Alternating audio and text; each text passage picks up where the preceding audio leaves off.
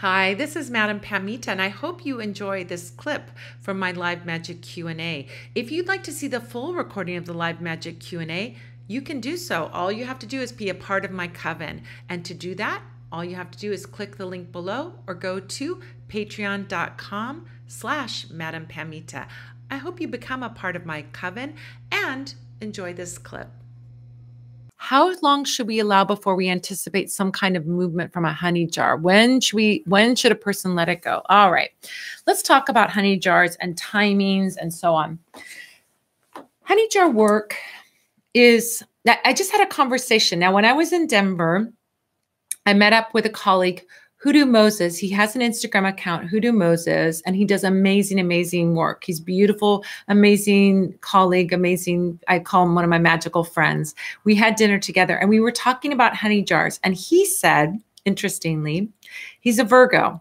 And he said, honey jars, they're too slow. They work too slow. I don't use honey in honey jars because it doesn't work fast. And I said to him, but in cases where you're working on someone who is very stubborn, an earth sign, for example, and I was teasing him because he's a Virgo. If you're a Virgo's an earth sign, when people are resistant, you don't want to shock them into a new state of being because it might be too much for them, meaning you wouldn't have a solid outcome. You kind of want to slowly lead them over to the direction that you want them to think. Almost imperceptibly move them over there, right? So that they almost think it's their idea. You know, some people will resist if they're pushed quickly. Think about how if you, I want to say like shove someone in a direction, they're going to bristle, they're going to react. But if you gently take them by the hand and lead them in a certain direction, you might get more compliance. You might get more willingness. So in cases where people are very stubborn, I recommend doing honey jars precisely because they're slow, precisely because they transform over time. They're about evolution. And what you want is a fast result, honey jar isn't really about that. A honey jar is about slowly, slowly wearing somebody down so that they come to see things your way. Now, that being said, I don't think that working on a honey jar without seeing any result over a year, let's say you work on it for a year and you're seeing no result at all, then I think you need to try a different tactic, or you let it go. You let the situation go.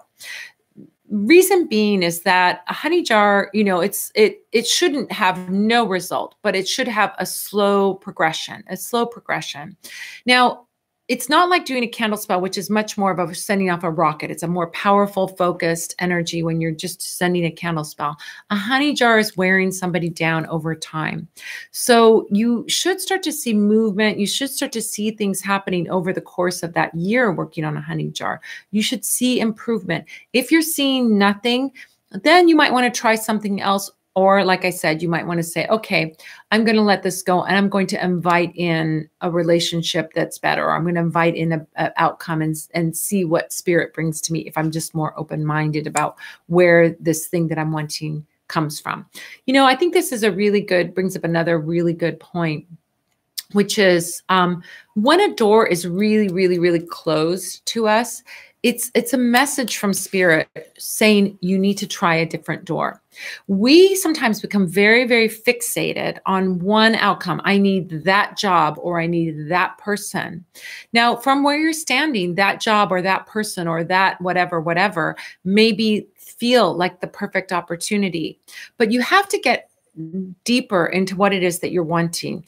You may think I want that person, but dig a little bit down. Dig and see what it is that you're really wanting.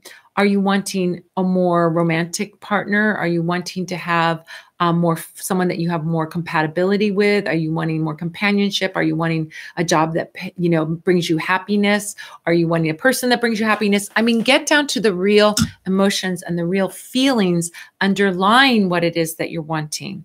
And that way you can ask for that thing to come to you. So rather than saying, I won't say to anyone, don't go for person A or job A or B or whatever.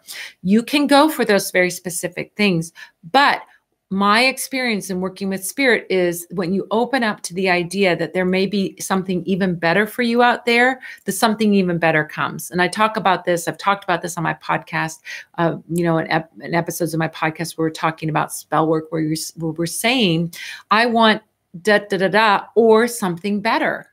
And I'm open to that thing, the perfect thing coming in the universe's perfect timing. So we're not sweating about the details about who or what it is. We're not sweating about the details of when it comes. We're asking for the highest possible outcome in the perfect timing. That may mean I have to do some growth or I have to do some action before I get that thing that I'm wanting. That's all right. I'm good with that. If what it brings me is this amazing, amazing result, I'm willing to be patient and wait for that.